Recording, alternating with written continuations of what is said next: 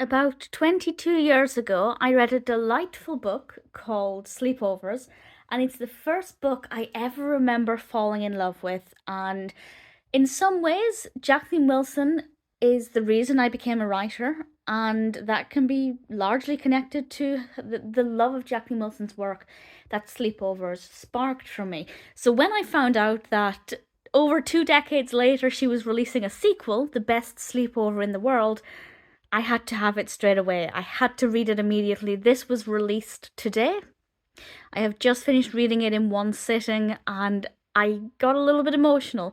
Not necessarily because the story was emotional, although it certainly had its times, but because I'm so thankful for the gift of passion that Jacqueline Wilson gave to me, largely because I fell in love with Sleepovers and that sparked my love of her work.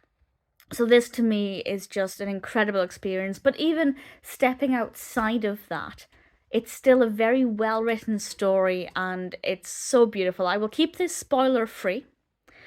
And I'll also not spoil anything from Sleepovers as well, to the best of my ability, just in case you haven't read it.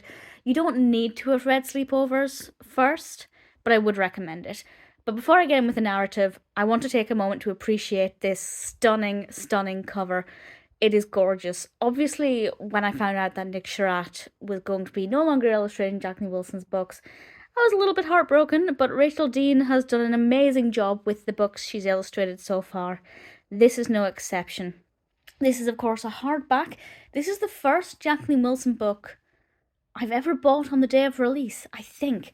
And I just want to show you that as well, the inside of the hardcover. Look at that. Isn't that just absolutely stunning? It's truly a breathtaking design. They've obviously put a lot of care and attention into the design of this.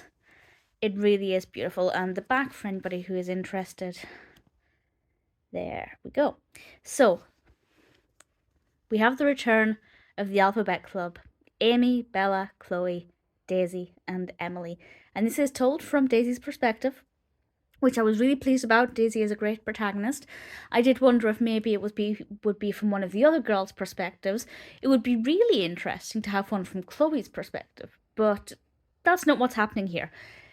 Chloe, however, is having the best sleepover in the world, and Chloe is no longer friends with the other four, and particularly hates Daisy. And Daisy is not invited to this best sleepover in the world. And while she's telling her sister Lily this, and I'll talk more about Lily in a moment, Lily comes up with the idea of having their own sleepover. And the narrative largely revolves around the planning of this sleepover, what it's going to involve, and Daisy's anxieties about whether her best friend Emily will go to her sleepover, well, Lily's sleepover, or to Chloe's. And as the narrative progresses, Chloe's sleepover seems to get bigger and bigger and better. And there were times when I wasn't sure where the narrative was going and what characters would decide to do. And it kept me engaged. It's a beautiful story. Really thoroughly enjoyed it. Some really great characters and some very well written, not so nice characters. Chloe is a horrible character, but very, very well written. The characters felt true to their personalities in Sleepovers, and that's definitely something that I think worked very well. And Lily has a much more prominent role in this. I won't say too much about what Lily brought to the previous book, but in this one, this is her sleepover, and she invites her friend Natalie, who goes to the same school as Lily. Lily has speech difficulties. She communicates with this brilliant sounding language. There's actually at the back of the book, I've been trying to do this with one hand, it's called Makaton, I believe. I'm trying to show you this without showing you the last few pages. There you go. Makaton. It uses signs and symbols to communicate. I'd never heard of that.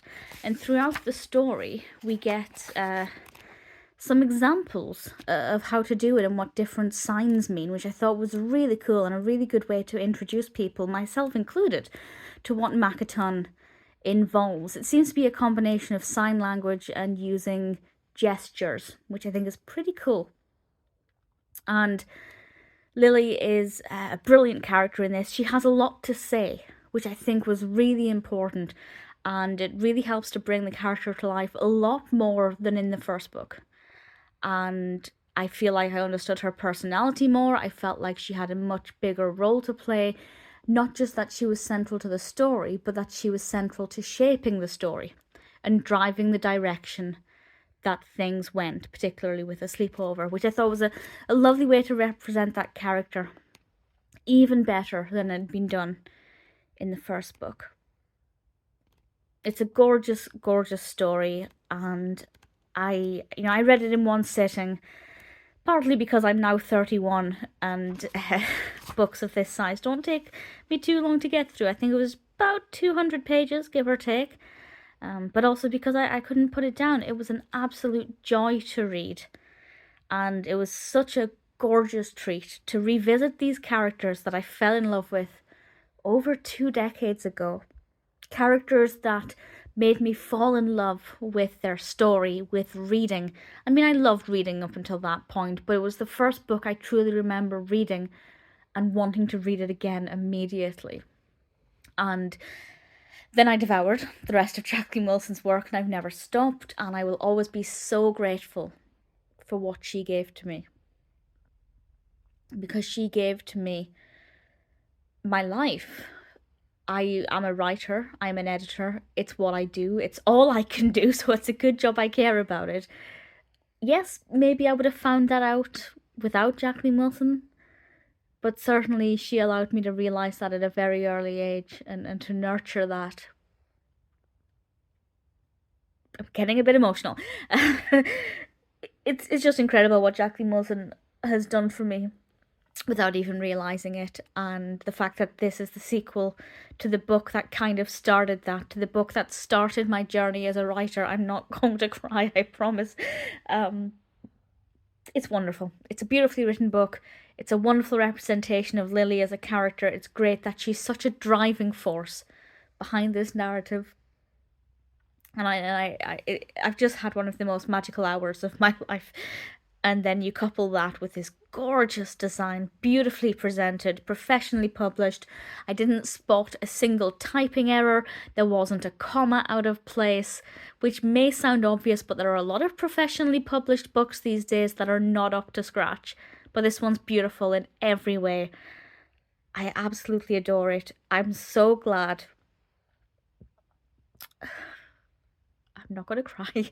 I'm so glad I got this for the day of release, because I was desperate to read it, and I'm so glad I got the physical copy. I was going to get the ebook, but for some reason the ebook is actually more expensive than the hardback, which is quite unusual. But I bought the hardback because it was cheaper, and it smells like a Jacqueline Wilson book. And it felt amazing to just hold it and to be transported back to my childhood with nostalgia, but also with a new story. And I love it. I loved every second of it. It's a beautiful book. It's a gorgeous read. For younger readers, I think it's going to be a treat.